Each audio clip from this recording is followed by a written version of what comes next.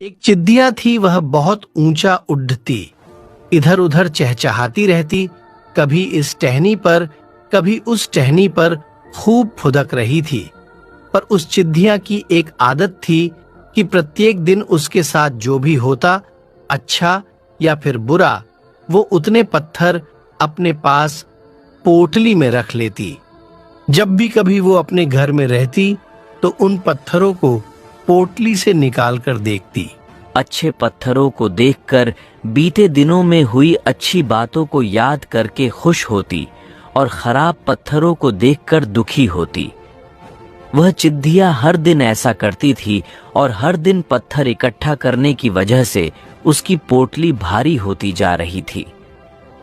पता चला कि कुछ ही दिनों के बाद उसकी पोटली इतनी ज्यादा भारी हो गई कि अब उसे लेकर उड्डाढ़ने में उसे दिक्कत होने लगी। मगर वो इस बात को समझ नहीं पा रही थी कि आखिर उसके साथ ऐसा क्यों हो रहा। ऐसे ही कुछ समय और बीता, पोटली और भारी होती जा रही थी। अब तो उसका जमीन पर चलना भी मुश्किल हो रहा था और एक दिन ऐसा आया कि वह खाने पीने का इंतजाम भी नहीं कर पाती, अपने लिए और अपने सुख दुख के पत्थरों के बोझ तले मर गई। सीख दोस्तों, ऐसा ही हमारे साथ होता है जब हम पुरानी बातों की पोटली अपने साथ रखते हैं।